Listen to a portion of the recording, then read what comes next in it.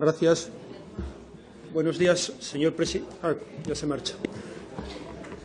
Buenos días, señorías. El salto a la información pública del nombre de Manuel Moix, recientemente dimitido fiscal jefe anticorrupción a raíz de su presencia en los papeles de Panamá, es el último de los muchos casos parecidos que llevamos viviendo en las últimas fechas en este país. Desde que aparecieron esos papeles sabemos que 12 jefes de Estado, primeros ministros, 128 políticas y políticos, 61 familiares cercanos a ellos y a ellas, así como futbolistas, empresarios o actores, forman parte de esta lista de evasores fiscales a través de la creación de firmas offshore. Hay españoles, casi todos se llaman a sí mismos patriotas, gente como Rodrigo Rato, José Manuel Soria, Miguel Blesa, Pilar de Borbón, Oleguer Puyol, los Thyssen, herederos de Franco. También hay conocidos de la farándula, del cine o del deporte. Todos ellos, todas ellas, tenían dinero invertido en productos financieros creados expresamente para evadir impuestos, implantados con la ayuda de entidades bancarias que ofrecen a sus clientes la posibilidad de invertir sus beneficios en sociedades que no tributan en territorios que no respetan tampoco las reglas del juego internacional. Paraísos fiscales para quienes defraudan, pero pesadillas para la mayoría de la población, porque la gente ve cómo les toca contribuir socialmente, mientras quienes más tienen, quienes más ganan, son precisamente quienes menos pagan. La lista de los paraísos fiscales es larga: Islas Bermudas, Islas Caimán, Países Bajos, Suiza, Singapur, Irlanda, Luxemburgo, Curazao, Hong Kong, Chipre, las Bahamas, Jersey, Barbados, Mauricio, Islas Vírgenes Británicas. 4 de los territorios identificados como paraísos fiscales, Islas Caimán, Jersey, Bermudas e Islas Vírgenes Británicas, son además responsabilidad del Reino Unido, país que, sin embargo, no figura en la lista de paraísos fiscales. Todos estos territorios se prestan a aceptar dinero en cualquier condición para facilitar que sus clientes no tengan que tributar en su país. Esta situación, señorías, creemos que es inaceptable para la ciudadanía. A esta demanda social responde esta proposición no de ley, que hoy les decimos aquí que está respaldada también por sociedad civil, pero que va igualmente en la línea marcada por la propia Unión Europea, que considera urgente y preocupante solucionar el problema de los paraísos fiscales, aunque luego las fortísimas presiones financieras que tantas veces atenazan las políticas dificulten la implantación de medidas eficaces. Enlazo esta proposición no de ley, digo, con una sociedad civil organizada que también trabaja por los intereses generales, porque no somos nosotras y nosotros los únicos que velamos por esos intereses generales.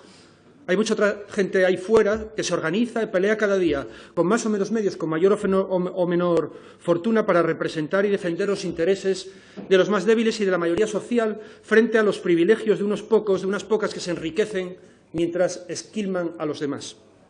Una propuesta como otras, esta, que merece ser defendida porque lo que se plantea básicamente es que las instituciones públicas se pronuncien contra el abuso de los paraísos fiscales, que permiten que grandes patrimonios, empresariales o no, eludan sus obligaciones públicas tributando por su beneficio, como hace la inmensa mayoría de la población.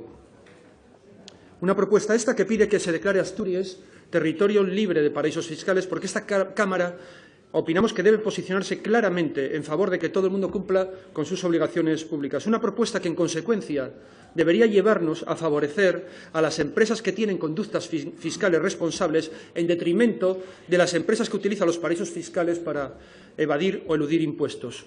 Traemos aquí una propuesta que pide estudiar, detectar y activar los mecanismos necesarios para dificultar la contratación de empresas privadas para prestar servicios públicos que tengan sede social en paraísos fiscales o sociedades que formen parte de la matriz industrial domiciliada en paraísos fiscales. Una propuesta que pide un compromiso del Consejo de Gobierno para hacer público este acuerdo, para que la ciudadanía asturiana lo conozca, al igual que los ayuntamientos asturianos y el Gobierno del Estado, llamando a la coordinación entre instituciones para evitar que las empresas que tienen sede fiscal en paraísos fiscales puedan contratar con las administraciones públicas. Y es esta una propuesta, finalmente, que también pide al Gobierno asturiano que tramite de aquí a fin de año, con esa urgencia que solo él sabe utilizar para esas ocasiones especiales, las disposiciones legales necesarias para asegurar que lo recogido en esta propuesta de la Junta General se cumpla. Esto en cuanto a lo práctico de la iniciativa que hoy traemos, para la que encarecidamente pedimos al Partido Socialista se pronuncie respaldándola. Sobre todo porque, caso de ser aprobada, el respaldo del grupo que apoya al Gobierno de Javier Fernández, estamos convencidos que daría mayor seguridad para su cumplimiento. Y créame, aunque no lo hablamos con ustedes, la verdad es que hablamos bien poco, tenemos nuestras esperanzas. ¿Saben por qué? Porque lo que aquí se plantea es de una lógica aplastante, como poco para cualquier socialista. Ustedes, señorías del Partido Socialista, saben quién y cómo se utilizan los partidos fiscales. Lo vemos cada día en las noticias de los medios de comunicación. Es más castillo lo que siente la gente cuando sabemos de los casos de capitales de prominentes mujeres y hombres que están detrás de claros casos de evasión fiscal a través de sistemas de ingeniería empresarial y financiera que desvían miles de millones por los que se debería aportar para sostener los recursos públicos, que son los de todas y los de todos, como hace la mayoría de la gente trabajadora, como hace la mayoría de la gente autónoma y como hace la mayoría de las empresarias y los empresarios de este país. Ustedes saben perfectamente de quiénes hablamos y dónde se alinean políticamente.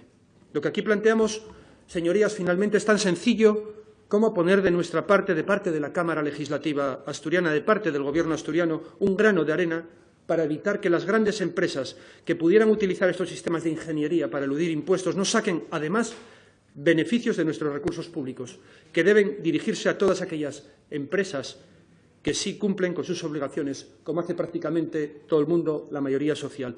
Señorías, esperamos apoyo unánime a esta iniciativa legislativa.